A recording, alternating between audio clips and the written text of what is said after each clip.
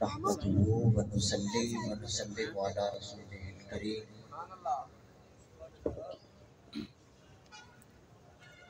اما بعد فاعوذ باللہ من الشیطان الرجیم بسم اللہ الرحمن الرحیم ان اللہ وملائکتہ یصلون علی النبی یا ایھا الذین آمنوا صلوا علیہ وسلموا تسلیما الصلاۃ والسلام علیک یا سیدی یا رسول اللہ وعلی آلک واصحابک یا سیدی یا حبیب اللہ۔ الہی میں تیری عطا مانگتا ہوں، کرم مغفرت کی دعا مانگتا ہوں۔ الہی نہیں مانگتا مال و دولت، فقط تجھ سے تیری رضا مانگتا ہوں۔ سبحان اللہ۔ پے ماہ رمضان دکھا سبز گنبد، الہی پے ماہ رمضان دکھا سبز گنبد، میں حج کا شرف یا خدا مانگتا ہوں۔ پرے ہی رہو اے جہاں کے نظاروں، پرے ہی رہو اے جہاں کے نظاروں، میں دیدار خیر الورا مانگتا ہوں۔ سبحان اللہ۔ نہ دے ایسی خوشیاں جو غفلت میں ڈالیں، الہی نہ دے ایسی خوشیاں جو غفلت میں ڈالیں، خدایا غم مصطفیٰ مانگتا ہوں۔ سبحان اللہ۔ ستاتے ہیں جو کوئی عطار مجھ کو، میں ان کے بھی حق میں دعا مانگتا ہوں۔ اللہ رب العزت کی حمد و ثنا اور حضور شافع یوم محشر حضور جان جانا صلی اللہ تعالیٰ علیہ وآلہ وسلم کی بارگاہ میں ہدیہ درود و سلام کا نذرانہ عرض کرنے کے بعد معزز و محتشم سامعین و ناظرین، بزرگان دین و نوجوانان اسلام اور گلشن اسلام کی مہکتی کلیوں اور پھولوں، السلام علیکم ورحمۃ اللہ وبرکاتہ۔ میں کوئی سریلا بھی نہیں ہوں، مجھے کوئی سر کوئی نہیں آتی ہے۔ ایک سادہ سی تقریر ہوگی، سادہ سے الفاظ ہوں گے، سمجھانے کی کوشش کروں گا۔ بہت ہی میری پیاری محفل سجی ہوئی ہے، یہ نوجوان بزرگوں کی سب کی محنت ہے اور تاریخ عظمت امیر معاویہ رضی اللہ تعالیٰ عنہ کے جانثار نوجوانوں کی یہ محنت ہے، ان کی محنت ہے۔ اور حاجی خاتم حسین صاحب اس بات کے، اس محفل کے مبارکباد کے مستحق ہیں۔ قاری شوکت صاحب، اللہ تعالیٰ ان کے علم میں اضافہ فرمائے، وہ اس محفل کے انعقاد پر ان کا بڑا حصہ ہے، اللہ تعالیٰ ان کے علم و عمل میں برکت عطا فرمائے اور مستحق کے مبارکباد ہیں۔ اسی طرح ہمارے بھائی قاری رمضان صاحب، اللہ تعالیٰ انہیں جزائے خیر عطا کرے، جنہوں نے مجھے بلایا، مجھے دعوت پہنچائی آپ لوگوں کی طرف سے، اور تمام وہ لوگ جو اس محفل میں شریک ہیں، جن لوگوں نے جس طرح سے بھی حصہ ڈالا، تمام لوگ مبارکباد کے مستحق ہیں۔ اللہ تعالیٰ ہر کسی کو اجر کثیر سے نوازے۔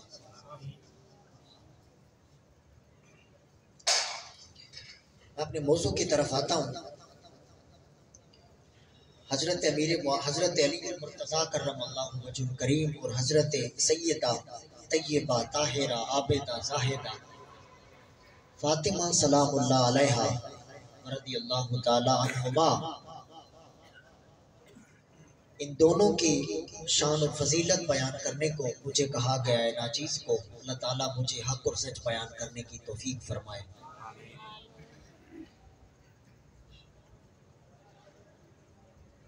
لوگ سمجھتے ہیں کہ شاید کتابوں کے اندر، یہ بعض لوگوں کا خیال ہے کہ کتابوں کے اندر ان ہستیوں کا کوئی ذکر نہیں ہے، سنی ایسے ہی لگے رہتے ہیں، وہ پتہ ہی نہیں ہے۔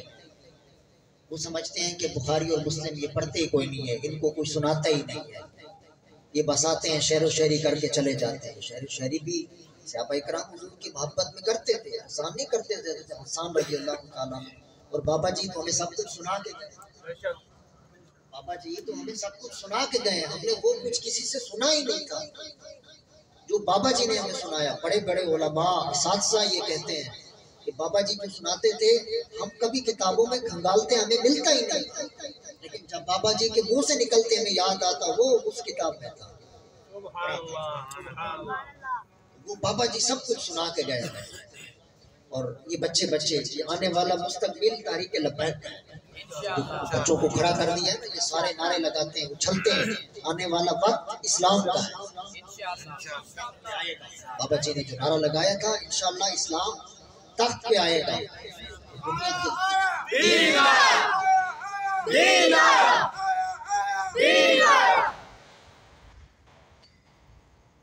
امام بخاری امام مسلم نے روایت کیا ہے حضرت علی المرتضیٰ کے بارے میں۔ نبی علیہ السلام امام بخاری نے باب باندھا ہے۔ جب امام بخاری کسی حدیث کے بارے میں باب باندھتے ہیں تو امام بخاری کا وہ عقیدہ ہوتا ہے۔ امام بخاری یہ باب باندھتے ہیں کہ نبی علیہ السلام کے بارے میں انہوں نے کہا کہ حضور علیہ السلام جب وہ کوئی باب باندھتے ہیں تو وہ کہتے ہیں کہ باب باندھتے ہوئے حدیث کا ہی کوئی حصہ اس باب کے شروع میں لے آتے ہیں، باب میں حدیث کا ایک ٹکڑا لے آتے ہیں اور باب باندھتے ہیں۔ تو امام بخاری کہتے ہیں نبی علیہ السلام سے کہ وہ کہتے ہیں کہ حضور علیہ السلام نے فرمایا علی منی وانا من علی، فرمایا علی مجھ سے ہے اور میں علی سے۔ اور آگے ہی حدیث لاتے ہیں اور حضور نے علی کو مخاطب کر کے فرمایا علی منی وانا من کا، علی میں تجھ سے ہوں تو مجھ سے۔ علی میں تجھ سے ہوں تو مجھ سے ہے، تیری اصل میں ہوں تو میری فرع ہے، میں تیری شان ہوں تو میری عظمت ہے۔ اور پھر حسن حسین نے نبی علیہ السلام کے دین کو بچا کے دیکھا وہ کیسے فرع ہے۔ پھر نبی علیہ السلام سے روایت کرتے ہیں امام ترمذی اور امام مسلم نے اس کو روایت کیا ہے۔ حضور علیہ السلام نے فرمایا علی المرتضیٰ کو، حضور نے فرمایا قال علی والذی فلق الحب وبرأ النسمۃ انہ لعہد النبی الامی صلی اللہ علیہ وآلہ وسلم الی ان لا یحببنی الا مؤمن ولا یبغضنی الا منافق۔ السلام نے فرمایا علی المرتضیٰ کو، علی کہتے ہیں حضور نے میرا ہاتھ پکڑ لیا، میرا ہاتھ پکڑ کر نبی علیہ السلام نے فرمایا مجھے قسم ہے اس ذات کی جس نے دانے کو پھاڑا اور اس کے اندر سے اناج نکالا اور جس نے جانداروں کو پیدا کیا۔ حضور نے فرمایا اے علی میں تجھ سے عہد کرتا ہوں تو تجھ سے محبت کرنے والا صرف مومن ہو سکتا ہے اور تجھ سے نفرت کرنے والا صرف منافق۔ اے علی تجھ سے محبت کرنے والا صرف مومن ہو سکتا ہے اور تجھ سے نفرت کرنے والا صرف منافق ہو سکتا ہے۔ یہ حضور علیہ السلام نے حضرت علی المرتضیٰ کو فرمایا، امام مسلم نے اس کو روایت کیا۔ اور سب سے پہلے تو آپ جانتے ہیں کہ اسلام لانے والے کون ہیں؟ سب سے پہلے اسلام لانے والے حضرت علی المرتضیٰ ہیں، اور بھائی کئی روایات میں کہ حضرت ابوبکر صدیق ہے، پھر کئی روایت میں کہ حضرت خدیجہ کبریٰ رضی اللہ تعالی عنہا ہے۔ تو علماء نے اس کو محدثین نے تطبیق دی۔ حضرت امام اعظم ابو حنیفہ رضی اللہ تعالیٰ عنہ آپ نے فرمایا کہ عورتوں میں ایمان لانے والی حضرت سیدہ خدیجہ ام المؤمنین رضی اللہ تعالیٰ عنہ، اور مردوں میں ایمان لانے والے حضرت ابوبکر صدیق رضی اللہ تعالیٰ عنہ، اور بچوں میں ایمان لانے والے حضرت علی المرتضیٰ ہیں، اور غلاموں میں ایمان لانے والے حضرت زید ہیں۔ یہ تو آپ جانتے ہیں کہ علی المرتضیٰ پہلے ایمان لائے ہیں۔ روایت کرتے ہیں حضرت امام ترمذی کہ سب سے پہلے حضور کے ساتھ نماز پڑھنے والے بھی حضرت علی المرتضیٰ ہیں۔ نماز پڑھنے والے حضرت علی المرتضیٰ ہیں۔ وہ کہتے ہیں کہ کسی موقع پر خیمے لگے ہوئے تھے اور حضور علیہ السلام خیمے سے باہر نکلے اور حضور نے نماز پڑھنا شروع کی۔ پھر کوئی خاتون حضور کے پیچھے آئی، وہ حضور کے ساتھ نماز کے لیے کھڑی ہو گئی. پھر تھوڑی دیر کے بعد اسی خیمے سے ایک بچہ نکلا, وہ بھی ان دونوں کے ساتھ کھڑے ہو کے نماز پڑھنے لگا. دیکھنے والے نے پوچھا کہ یہ بچہ کون ہے, تو بتانے والے نے بتایا یہ علی بن مرتضیٰ ہے. حضرت علی تھے جو چھوٹے تھے اس وقت نماز پڑھ رہے تھے. تو نماز حضرت علی بن مرتضیٰ تب بھی نماز پڑھتے تھے جب چھوٹے تھے. تو آج ہم نمازیں چھوڑ کر بیٹھے ہیں. میں ساتھ ساتھ اصلاح بھی کروں گا کہ نماز ہم نہیں پڑھتے ہیں. بہت سارے لوگ ہیں, ہماری مسجدوں کی چٹائیاں نمازیوں کا انتظار کرتی ہیں, الماریوں میں رکھے ہوئے قرآن پڑھنے والوں کے منتظر رہتے ہیں. قرآن گردآلود ہو چکے ہیں, ہم پڑھتے نہیں ہیں. ہم صرف یاسین اٹھا لیتے ہیں. ہم قرآن کو اس وقت اٹھاتے ہیں جب کوئی مر جاتا ہے. قرآن مرے ہوئے کو پڑھنے کے لیے نہیں آیا تھا, قرآن تو ہم زندوں کے لیے آیا. افلا یتدبرون القرآن, تو قرآن میں غور و فکر نہیں کرتے ہو. ام علی قلوبہم اقفالها, کیا تمہارے دلوں کو زنگ لگ گیا تم قرآن نہیں پڑھتے ہو. قرآن حضور علیہ السلام نے, اللہ تعالیٰ نے قرآن پاک میں ارشاد فرمایا کیا تمہارے دلوں کو زنگ لگ گیا تم قرآن نہیں پڑھتے, کیا تمہارے دلوں کو تالے لگے ہوئے تم قرآن نہیں پڑھتے ہو. حضور علیہ السلام نے حدیث میں قرآن پاک کے شان بیان کرتے ہوئے فرمایا, حضور نے فرمایا صحابہ کچھ دلوں کو بھی زنگ لگ جاتا ہے, دلوں کو بھی زنگ لگتا ہے. اس سے آگے دلوں کو زنگ لگتا کیسے ہے, حضور نے یوں بھی بیان کیا. حضور علیہ السلام نے فرمایا یہ رانگ بانجے, یہ ڈھول ڈھمکے, یہ میوزک, یہ موسیقی, یہ دلوں کو اس طرح زنگ آلود کرتے ہیں جس طرح پانی کھیتی کو اگاتا ہے. الماء ينبت النفاق في القلب كما ينبت الماء زرع, فرمایا یہ رانگ بانجے اسی طرح دلوں کو زنگ آلود کرتے ہیں جیسے پانی کھیتی کو اگاتا ہے. تو یا رسول اللہ دل گندے ہو جائیں تو دھوئیں کیسے, برتن گندا ہو جائے تو اسے مانج لیتے ہیں, ہاتھ پہنچ جاتا ہے, دلوں تک تو ہاتھ نہیں پہنچا. میرے مصطفیٰ ہم دلوں کو کیسے صاف کریں. حضور نے فرمایا کثرت ذکر الموت و تلاوت القرآن, فرمایا اے میرے امتی اگر تو دل کو دھونا چاہتا ہے, تو کہتا ہے کہ دلوں تک تو ہاتھ نہیں پہنچتے, برتنوں تک ہاتھ پہنچ جاتا ہے, اگر دل دھونا چاہتا ہے تو حضور علیہ السلام نے فرمایا میں تجھے میرے امتی نسخہ بتا رہا ہوں, جہاں مومن کا ہاتھ نہ پہنچے وہاں میں محمد کا قرآن پہنچ جاتا ہے. سبحان اللہ. میں کثرت ذکر الموت, موت کو کثرت سے یاد کیا کرو, اور کثرت سے تلاوت قرآن کیا کرو, اس سے دل صاف ہوتے ہیں. اور ہماری عادت بن گئی ہے, ہم محفل کرتے ہیں نا تو ہم یہ سوچتے ہیں کہ محفل کر لی تو بس جنت کا ٹکٹ ہمارا ہو گیا. نمازیں ہم چھوڑ بیٹھتے ہیں. میری بات کا برا مت منائیے گا, ہماری عادتیں بن چکی ہیں. ہم راتوں کو دیر تک محفلوں میں بیٹھتے ہیں اور صبح کی نماز نہیں پڑھتے ہیں. ہم ساری رات شب برات اور قدر کے اندر کھڑے ہو کر عبادت کرتے ہیں اور صبح کے وقت سو جاتے ہیں, فجر کی نماز رہ جاتی ہے. حضرت ابوبکر صدیق رضی اللہ تعالیٰ عنہ فرماتے ہیں کہ کاش کہ تو ساری رات سویا رہتا اور فجر کی نماز پڑھ لیتا. اگر تو فجر کی نماز پڑھ لیتا تو اللہ تعالیٰ کے ہاں تجھے اتنا ہی ثواب ملتا کہ تو ساری رات جاگتا ہے,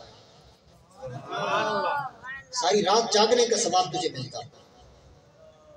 اور نماز کے بارے میں حضور علیہ السلام ہماری حدیث سنتے ہیں جس سے ہمیں غلط فہمی ہوتی ہے.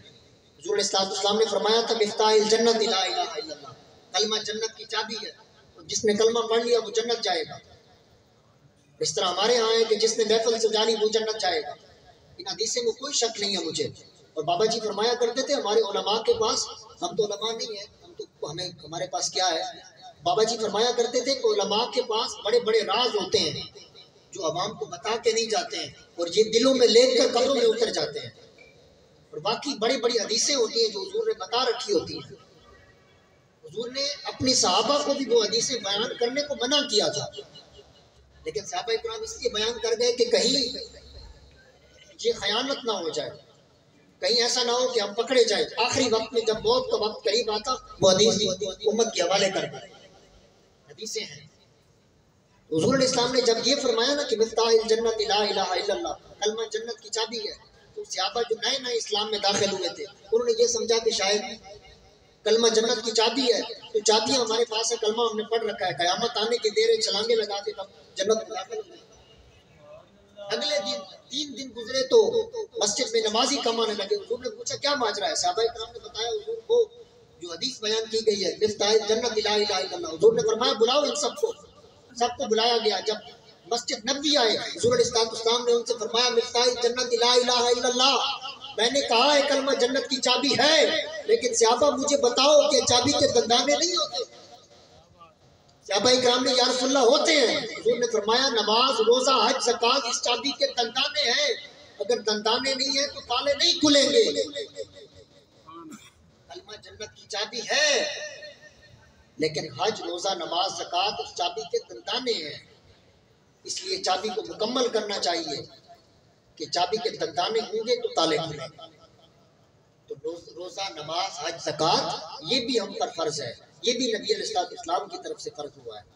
ہمیں چاہیے کہ ہم نماز کو بھی نہ چھوڑیں، اور اسی طرح نمازوں کے حوالے سے ہمیں پابندی کرنی چاہیے، نماز ہمیں نہیں چھوڑنی چاہیے۔ علی المرتضیٰ رضی اللہ تعالیٰ عنہ کے لیے کیا ہوا تھا جب آپ کی عصر کی نماز قضا ہو گئی؟ امام سیوطی نے نقل نہیں کیا، حضور علیہ السلام نے آپ کو کہیں کام بھیجا، یا دوسری روایت میں حضور آپ کی گود میں سر رکھ کر سو گئے، آپ آرام فرما رہے تھے کہ اتنے میں سورج ڈوب گیا، ادھر سے سورج ڈوب رہا تھا، ادھر سے مصطفیٰ صلی اللہ علیہ وآلہ وسلم علی المرتضیٰ کی گود میں مصطفیٰ کا وہ عظیم چہرہ جو ہمیشہ طلوع رہنے والا تھا، وہ طلوع کھڑا تھا، وہ اسے دیکھ رہے تھے، ادھر سے سورج ڈوب رہا تھا، علی المرتضیٰ کی نماز قضا ہو رہی تھی، یہاں تک کہ سورج ڈوب گیا اور علی المرتضیٰ کی آنکھوں سے آنسو نکل کر حضور کے چہرے پر پڑے۔ حضور نے پوچھا علی کیا ہوا ہے؟ عرض کی یا رسول اللہ نماز قضا ہو گئی۔ حضور نے فرمایا قضا پڑھ لو۔ عرض کی یا رسول اللہ قضا آپ کے لیے ہوئی ہے تو کیسے قضا پڑھ لی جائے؟ حضور علیہ السلام نے اللہ رب العزت کی بارگاہ میں ہاتھ اٹھائے، الہی یہ علی تیری اور تیرے رسول کی اطاعت میں، آپ مجمع یہ فیصلہ کریں کہ حضرت علی المرتضیٰ حضور کی اطاعت میں تو تھے، لیکن رب کی اطاعت میں کب تھے؟ رب کی اطاعت تو یہ تھی کہ نماز پڑھی جائے، اس نے کہا اقیموا الصلاۃ، نماز قائم کرو، نماز پڑھو، تو علی المرتضیٰ تو حضور علیہ السلام کی اطاعت میں چھوڑ بیٹھے تھے۔ تو اللہ تعالیٰ نے قرآن پاک میں فرما رکھا ہے وَمَن یُطِعِ الرَّسُولَ فَقَدْ أَطَاعَ اللَّهَ، جس نے میرے رسول کی اطاعت کی اس نے خدا کی اطاعت کی۔ یا اللہ یہ علی تیرے اور تیرے رسول کی اطاعت میں تھا۔ تو اللہ تبارک و تعالیٰ نے فرمایا اے حبیب دعا کرو، ہم سورج کو دوبارہ لوٹا دیتے ہیں۔ حضرت ام سلمہ کہتی ہیں ہم نے سورج کو دوبارہ نکلتے ہوئے دیکھا اور سایوں کو دوبارہ لوٹتے ہوئے دیکھا۔ حضور علیہ السلام نے علی المرتضیٰ کے لیے نماز کے لیے سورج کو واپس لوٹا دیا۔ آج ہم نمازیں چھوڑ کر بیٹھے ہیں۔ وہ ایک مجلس کے اندر ایک اسکول ٹیچر نے اپنے بچوں سے پوچھا، اس نے کہا کہ بیٹا نماز کون لوگ نہیں پڑھتے؟ نماز کون نہیں پڑھتے ہیں؟ ایک بچہ کھڑا ہوا، اس نے کہا کہ ٹیچر وہ لوگ نماز نہیں پڑھتے ہیں جن کو نماز پڑھنی نہیں آتی، جن کو نماز پڑھنی نہیں آتی وہ نماز نہیں پڑھتے۔ اس نے ایک دوسرے بچے سے پوچھا، اس نے کہا کہ بیٹا لوگ نماز کیوں نہیں پڑھتے ہیں؟ کون لوگ ہیں جو نماز نہیں پڑھتے؟ اس نے بچے نے، بڑا معصوم بچہ، اس نے جواب دیا، اس نے کہا کہ ٹیچر نماز وہ لوگ نہیں پڑھتے ہیں جو مر جاتے ہیں۔ نماز کون لوگ نہیں پڑھتے؟ جو مر جاتے ہیں، جو نماز نہیں پڑھتے۔ اس نے تیسرے بچے سے سوال کیا، اس نے کہا بیٹا بتاؤ نماز کون نہیں پڑھتے ہیں؟ اس نے کہا کہ ٹیچر نماز وہ لوگ نہیں پڑھتے ہیں جو لوگ کافر اور مشرک ہوتے ہیں۔ ہم سوچیں ہم ان تینوں میں سے کون ہیں؟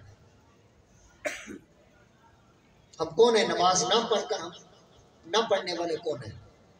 ہمیں چاہیے کہ ہم نماز کی فکر کریں۔ حضور علیہ السلام نے فرمایا تھا کہ من ترک الصلاۃ متعمدا فقد کفر، جس نے جان بوجھ کر نماز چھوڑی اس نے کفر کیا ہے۔ اور قرآن کیا کہتے ہیں ما سلککم فی سقر، جنتی جہنمیوں سے پوچھیں گے کہ تمہیں جہنم میں کون سی چیز لے کر آئی تھی؟ وہ کہیں گے قالوا لم نکن من المصلین، اے پوچھنے والے ہم نماز نہیں پڑھتے، ہم جہنم میں آ گئے۔ میرے دوستو، میرے بھائیوں، نبی علیہ السلام نے ہمیں نماز پڑھنے کا حکم دیا ہے، اس کے بارے میں بڑی وعیدیں ہیں۔ حضرت ابن عباس سے روایت ہے، عبداللہ ابن عباس سے، کہ جہنم میں ایک وادی ہے جس سے جہنم بھی پناہ مانگتی ہے، بے نمازی کو اس میں ڈالا جائے گا۔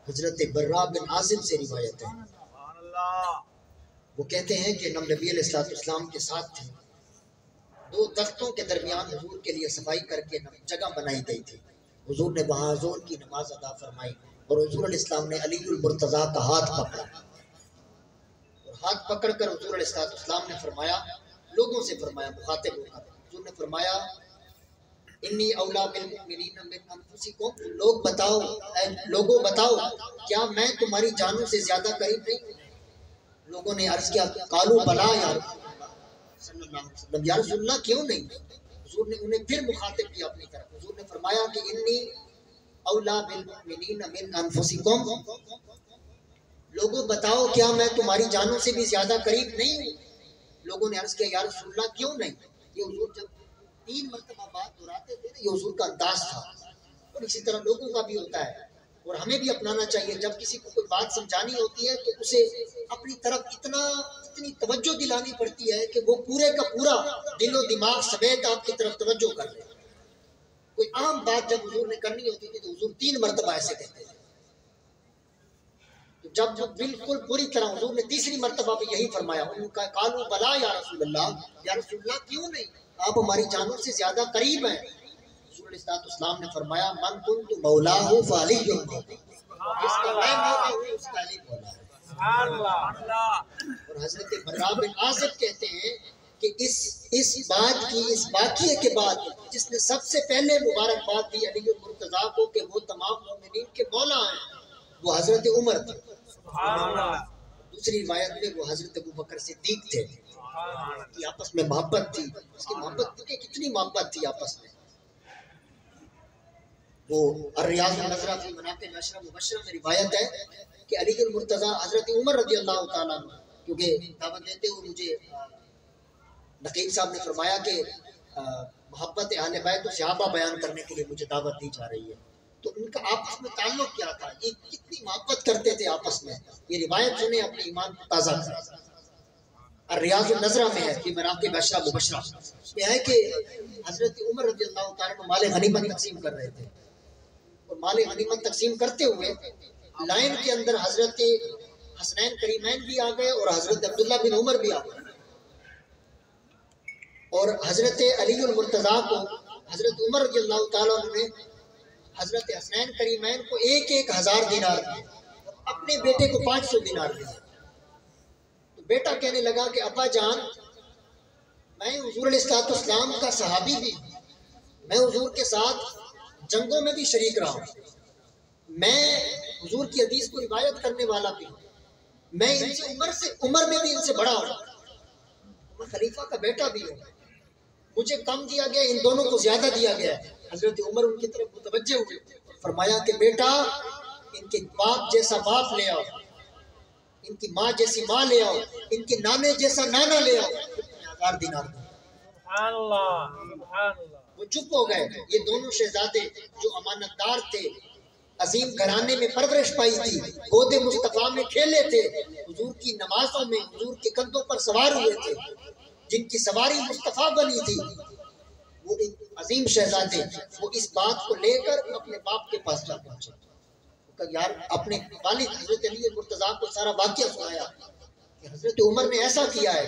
حضرت علی المرتضیٰ رو پڑے، آنکھوں سے آنسو آ گئے، کہا اے میرے چشمان مقدس، اے میرے شہزادوں، علی عمر ایسا کیوں نہ کرے، میں نے حضور سے سنا ہے عمر سراج اہل الجنہ، عمر جنت کا چراغ ہے، عمر جنت کی روشنی ہے، عمر جنت کا چراغ ہے، عمر جنت کا سورج ہے۔ حضور علیہ السلام نے فرمایا جب یہ روایت انہوں نے سنی نا تو وہ دونوں شہزادے یہی امانت لے کر حضرت عمر کے پاس آئے اور آ کر کہا کہ ابا جان یہ کہتے ہیں آپ کے بارے میں۔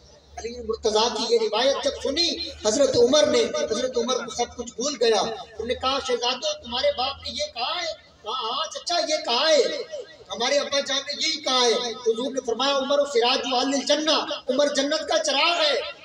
حضرت عمر اپنے سے باہر ہو گئے اور دوڑتے ہوئے حضرت علی المرتضیٰ کے گھر کے دروازے پر پہنچے، علی کو باہر بلایا، علی کہا یہ آپ نے بیان کیا ہے، حضور سے سنا ہے کہ حضور نے فرمایا کہ عمر جنت کا چراغ ہے؟ کہا اے عمر علی تقیہ نہیں کرتا، علی کسی کے لیے ایسے بات نہیں کر دیتا.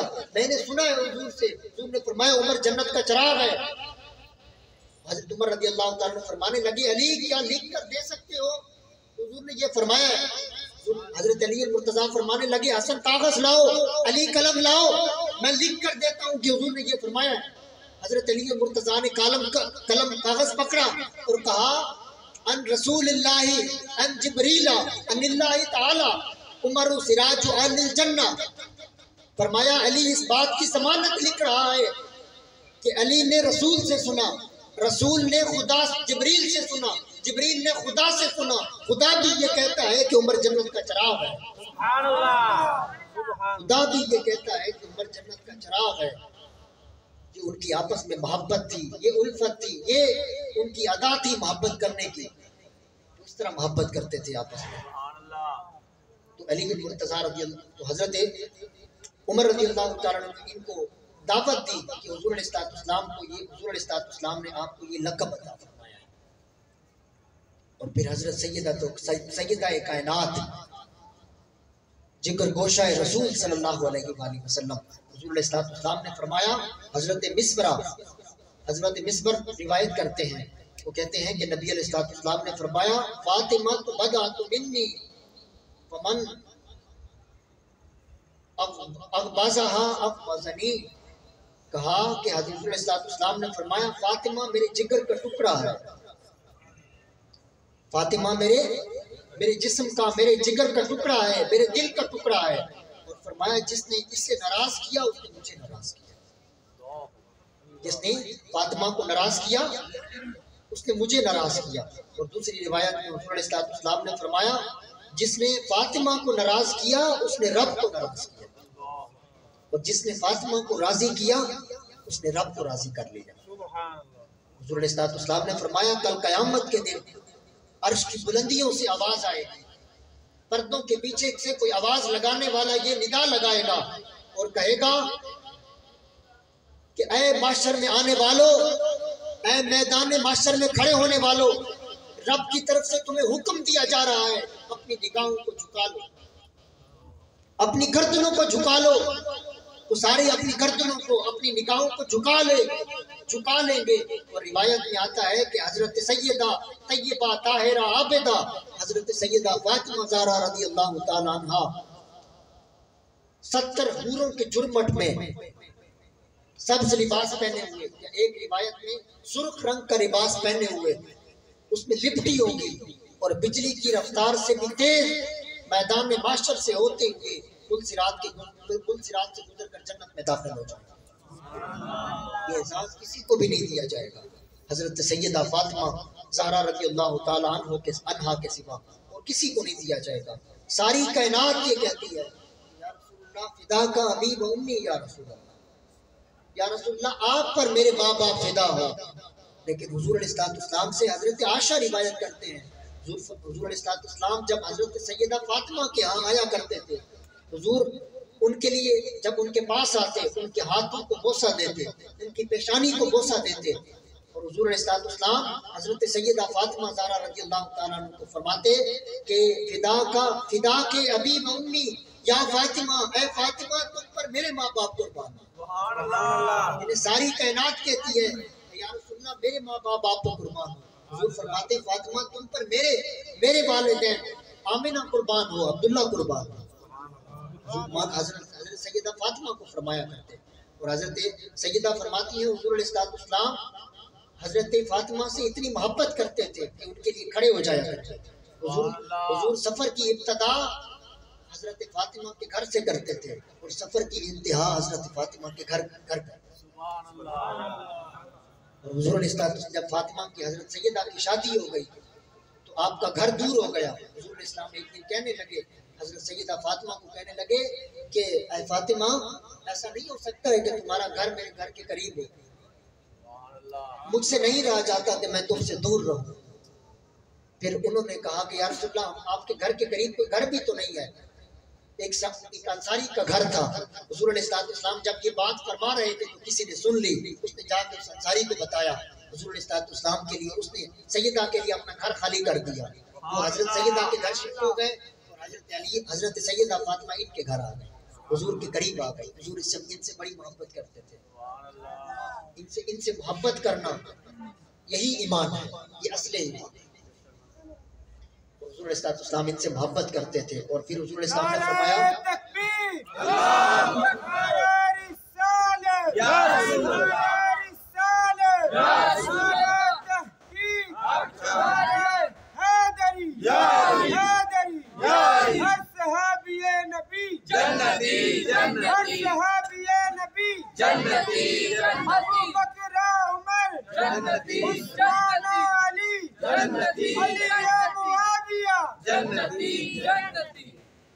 پھر نبی علیہ السلام سے حضرت عمر بن خطاب رضی اللہ تعالیٰ عنہ، دیکھیں روایت کرنے والے بھی کیسے لوگ ہیں، لوگ کہتے ہیں کہ ان کا آپس میں کیا تھا،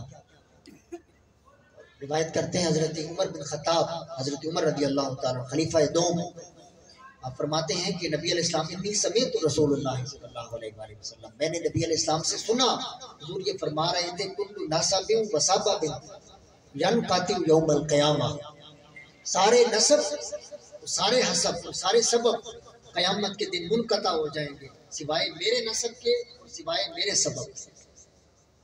میرا رشتہ جو فاطمہ سے میرا رشتہ ہوگا، حسن حسین سے جس کا رشتہ ہوگا، قیامت کے دن اس کا رشتہ قائم رہے گا، باقی ساروں کے نسب منقطع ہو جائیں گے، کوئی کسی کو نہیں پہچانے گا۔ اس وجہ سے حضرت فاروق اعظم رضی اللہ تعالیٰ عنہ علی بن مرتضیٰ سے رشتہ جوڑا تھا، آپ کی بیٹی سے شادی کی تاکہ عمر کا نسب بھی قیامت کے دن سلامت رہے، ختم نہ ہو جائے۔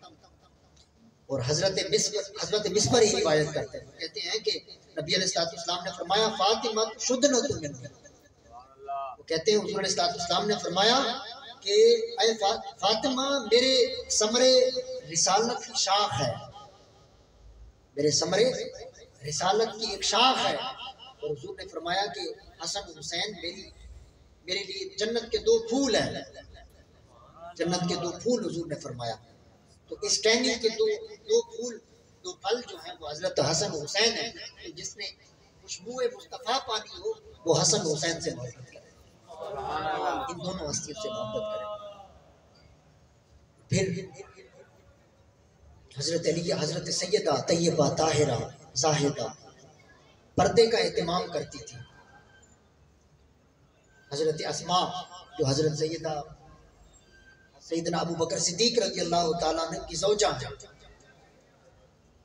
وہ فرماتی ہیں کہ جب آپ کا آخری وقت آیا تو آپ کافی غمگین تھی، میں نے پوچھا، سبب پوچھا کہ اے سیدہ کائنات آپ غمگین کیوں ہیں؟ فرمانے لگی کہ مجھے یہ ستائے جا رہا ہے کہ ساری زندگی تو مجھے چاند بھی نہیں دیکھ سکا، چاند اور سورج بھی نہیں دیکھ سکے ہیں، تو جب میرا جنازہ اٹھے گا تو انسان کا جو جسم ہوتا ہے، جب انسان فوت ہو جاتا ہے تو جو کفن ہوتا ہے وہ جیسے پہن لیتا ہے، جب کفن لپیٹ دیتے ہیں انسان کی جیسے جسم کی حیت ہوتی ہے، کفن بھی اسی طرح اس کے ساتھ لپٹ جاتا ہے، اگر اس کا پیٹ نکلا ہوا ہے تو اس کپڑے کے اندر بھی اس کا پیٹ نکلا ہوتا ہے، تو انسان کی جسم اگر ہلکا ہوتا ہے تو وہ بالکل پتلا سا اوپر پڑا ہوتا ہے، اس کی حیت ویسے ہی بن جاتی ہے۔ تو حضرت فاطمہ رضی اللہ تعالیٰ عنہ فرمانے لگی کہ مجھے خوف ستائے جا رہا ہے کہ اب میں یہ کیسے کروں گا؟ تو حضرت اسماء کہنے لگی، اب یہ حضرت اسماء حضرت ابوبکر صدیق رضی اللہ تعالیٰ عنہ کی زوجہ ہے، اور گھر کس کے بیٹھی ہے؟ حضرت ابوبکر صدیق کے گھر بیٹھی ہے، اور خادمہ کس کی؟ حضرت سیدہ فاطمہ کی ہے۔ دیکھیں کہ ان کی آپس میں کیسا تعلق تھا، لوگ کیا کہتے ہیں کہ ان کا کیسا تعلق تھا، دیکھو تو صحیح ان کا کیا تعلق تھا۔ آپ نے فرمایا کہ اے سیدہ آپ غمگین نہ ہو، جب پہلی مرتبہ میں نے حبشہ کی طرف ہجرت کی تھی تو حبشہ کے لوگ جب عورتوں کو دفن کرنے کے لیے جاتے تھے تو وہ چارپائی کے ارد گرد 4 لکڑیاں گاڑ دیتے تھے، اس کے ارد گرد ایک کپڑا ڈال دیتے تھے، جس سے میت اندر، عورت کی میت جو ہے اس کا جسم اندر پڑا ہوا نظر نہیں۔ یہ بات سن کر حضرت سیدہ اتنی خوش ہوئی کہ آپ نے فرمایا کہ اے اسماء تم مجھ سے یہ وعدہ کرو کہ تم میرا کفن تیار کرو۔ اور حضرت سیدنا ابو بکر صدیق کی وفات کے بعد یہی خاتون حضرت علی مرتضیٰ رضی اللہ عنہ کے عقد نکاح میں، آپ اندازہ کر سکتے ہیں کہ اگر ان کے گھر میں تو رنجشیں ہوتی تو پھر یہ رشتے کیسے بنتے۔ اور یہی حضرت اسماء، حضرت جعفر، حضرت جو علی المرتضیٰ رضی اللہ تعالیٰ عنہ کے بھائی ہیں جعفر طیار، پہلے ان کی زوجہ تھی، پھر حضرت ابوبکر صدیق کی زوجہ بنی، پھر علی المرتضیٰ کی زوجہ بنی. اب دیکھیں کیسے سجرہ نسب گھوم رہا ہے. ان کا آپس میں کتنا پیار تھا، کتنی محبت تھی ان کو. اور آخر میں آپ لوگوں نے اتنی محفل سجائی، محبت سے سجائی.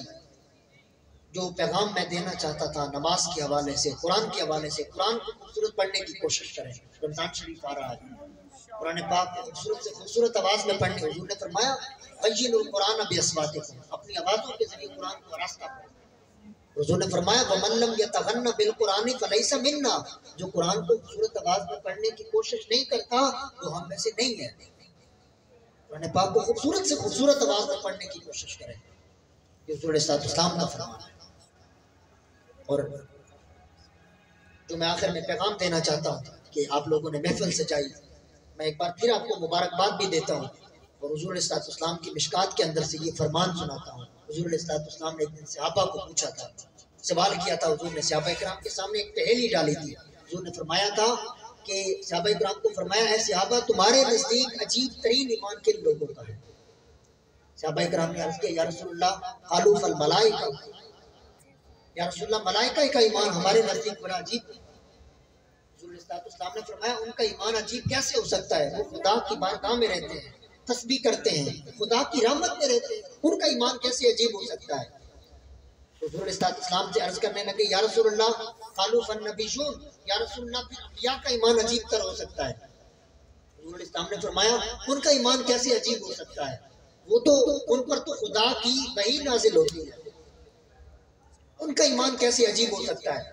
پھر صحابہ اکرام نے عرض کیا یا رسول اللہ قالوا فنحن، یا رسول اللہ پھر ہمارا ایمان عجیب ہو سکتا ہے. حضور نے فرمایا تمہارا ایمان کیسے عجیب ہو سکتا ہے؟ تمہارے سامنے میں رہتا ہوں، تم میرے ہاتھوں سے چاند کو ٹکڑے ہوتا دیکھتے ہو، میرے ہاتھوں کو اٹھتے ہوئے بادلوں کو برستا دیکھتے ہو، میرے ہاتھوں سے سورج کو ڈوبے ہوئے کو واپس آتا دیکھتے ہو، میرے ہاتھوں کے اشاروں سے درختوں کو جڑوں سمیت نکل کر میرے قدموں میں آنا دیکھتے ہو، پتھروں کو سلام پڑھتا سنتے ہو. تم ایمان نہیں لاؤ گے تو کون لائے گا؟ فرمایا تمہارا ایمان عجیب ترین نہیں ہے. یا رسول اللہ پھر آپ ہی بتائیں کہ آپ کے نزدیک کن کا ایمان عجیب ہوگا؟ حضور نے فرمایا صحابہ سنو، وہ جو میرے بعد آئیں گے مجھے دکا نہیں ہوگا، مجھ سے ٹوٹ ٹوٹ کر محبت کریں گے. ہم نے حضور کو نہیں دیکھا، ہم نے وحی اترتی نہیں دیکھی، ہم نے جبریل کو نہیں دیکھا. جبریل تو صحابہ کے سامنے آتے تھے، حضور کے سامنے بیٹھ جاتے تھے. صحابہ کہتے ہیں حضور کے گھٹنوں سے جبریل کے گھٹنے ٹچ ہو جاتے تھے، اور جب سوال کر کے چلے جاتے حضور پوچھتے بتاؤ یہ شخص کون تھا؟ وہ پوچھتے یا رسول اللہ ہم نے کبھی اس شخص کو نہیں دیکھا. حضور فرماتے یہ جبریل تھے. ان کے تو سامنے جبریل آتے تھے. آج 14 صدیاں گزر گئی ہیں، ہم نے نہ حضور کو دیکھا، نہ جبریل کو اترتے دیکھا، ہم نے نہ درختوں کو جڑوں سمیت اکھڑتے دیکھا، ہم نے نہ چاند کو ٹکڑے ہوتے دیکھا.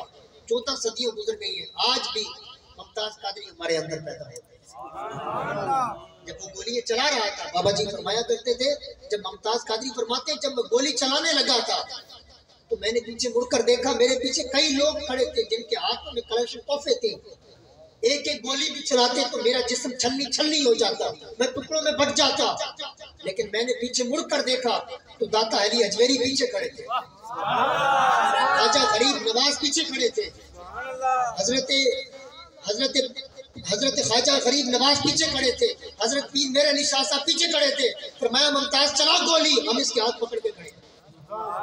پھر ممتاز قادری علیہ الرحمہ نے 27 گولیاں اس کے سینے میں اتار 27 گولیاں پھر اس کے سینے میں اتار دی. حضور علیہ السلام نے سے پوچھا گیا تھا یا رسول اللہ کیا آپ کو ہم سے بھی کوئی زیادہ پیارا ہے؟ حضور سے پوچھا گیا تھا. مشکات میں حدیث ہے، آخری باب کے اندر، مشکات کی آخری جو باب ہے اس کے اندر یہ حدیث ہے. حضور سے پوچھا گیا یا رسول اللہ، صحابہ کہتے ہیں ہمارے اندر حضرت عبیدہ بن جراح بھی موجود تھے، ہم حضور کے ساتھ بیٹھ کر ناشتہ کر رہے تھے. ہم نے حضور سے پوچھا یا رسول اللہ کوئی ہم سے بھی زیادہ پیارا ہے آپ کو؟ حضور علیہ السلام نے فرمایا ہاں تم سے بھی کوئی زیادہ پیارا ہے، وہ جو میرے بعد آئیں گے مجھے دیکھا نہیں ہوگا مگر میرے اوپر نر مٹیں گے.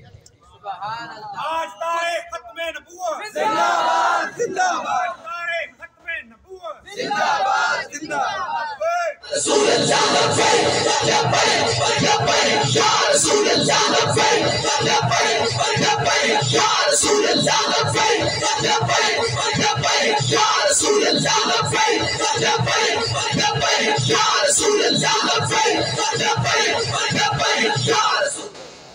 آخری بات کروں گا اور اپنا مقصد بیان کروں گا. دو مرج البحرین یلتقیان، ہم نے دو دریاؤں کی بات کی ہے آج، علی المرتضیٰ اور فاطمہ زہرا رضی اللہ تعالیٰ عنہ کی بات کی ہے.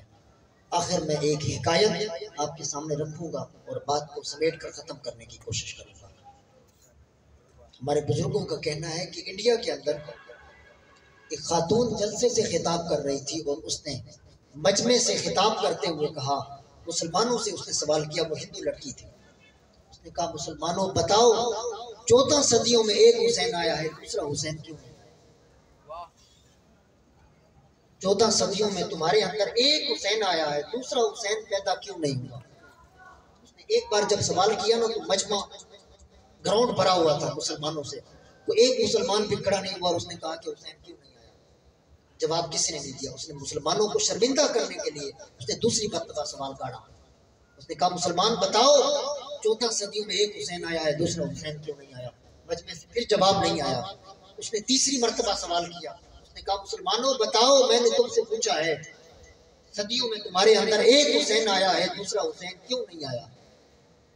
پیچھے محفل میں، پیچھے گراؤنڈ میں بیٹھا ہوا ایک بزرگ کھڑا ہوا جس کی آنکھوں میں عشق مصطفیٰ کے جلوے تھے. وہ کھڑا ہوا، اس نے کہا، بیٹی تو پوچھتی ہے کہ 14 صدیوں میں ایک حسین آیا ہے، دوسرا حسین کیوں نہیں آیا؟ کہا، اے بیٹی سن، حسین آج بھی آ سکتا ہے لیکن فاطمہ جیسی مائیں نہیں. حسین آج بھی آ سکتا ہے، علی المرتضیٰ جیسے باپ نہیں رہے. اگر آج ہم علی المرتضیٰ کی سنت کو اپنا کر ہم بازاروں کی آوارہ گردی چھوڑ دیں اور ہم نبی علیہ السلام کے اصحاب کی سنت پر چل پڑیں اور ہماری بہنیں مائیں بیٹیاں بازاروں کو چھوڑ کر گھروں کی چار دیواری کے اندر مصلی رسول پر بیٹھ جائیں تو حسین پھر پیدا ہو سکتا ہے. حسین کے غلام پھر آ سکتے ہیں. ابھی چند دن پہلے خادم حسین تمہاری طرف سے جائے گا. ابھی خادم حسین کا نظارہ ہم نے کیا ہے. تو حسین پھر بھی پیدا ہو سکتا ہے، حسین کے غلام پھر آ سکتے ہیں، لیکن فاطمہ جیسی مائیں نہیں رہی ہیں، علی المرتضیٰ جیسے باپ نہیں. اپنی بیٹیوں کو، اپنی بہنوں کو اخبار جہاں نہ پڑھیں، فیملی میگزین نہ پڑھیں. اپنی بیٹیوں کو، ماں اور بہنوں کو قرآن پڑھائیں. جو قرآن ہمیں ذرے سے لے کر آفتاب تک کی خبر دیتا ہے. اور میں بزرگوں سے کہوں گا جو تھڑوں پر بیٹھ کر صبح صبح اخباریں پڑھتے ہیں اور اتنی گہری نگاہ نہیں پڑتی ہے، ایسے جھکا کے پڑھ رہے ہوتے ہیں، ان کو کہوں گا کہ قرآن پڑھا کریں. حضرت عبداللہ کہتے ہیں کہ لوگوں، قرآن تمہیں سب کچھ کی خبر دیتا ہے. قرآن کتنی خبریں دیتا ہے. فرمایا کہ اگر عبداللہ کی اونٹ کی رسی بھی گم ہو جاتی ہے تو عبداللہ اسے قرآن سے تلاش کرتا ہے. قرآن اسے بتا دیتا ہے کہ اے عبداللہ، تمہاری رسی فلاں جنگل میں فلاں جھاڑی کے ساتھ اٹکی. قرآن کی طرف آنا چاہیے ہمیں اور حضور علیہ السلام کے دین کو اپنانا چاہیے. اللہ تبارک و تعالی ہم سب کی اس محفل کو قبول فرمائے. جن لوگوں نے محفل سجائی ان سب کو مبارکباد دیتا ہوں. اللہ تبارک و تعالی سب کو اجر کثیر عطا فرمائے. وما علیہ الا البلاغ المبین.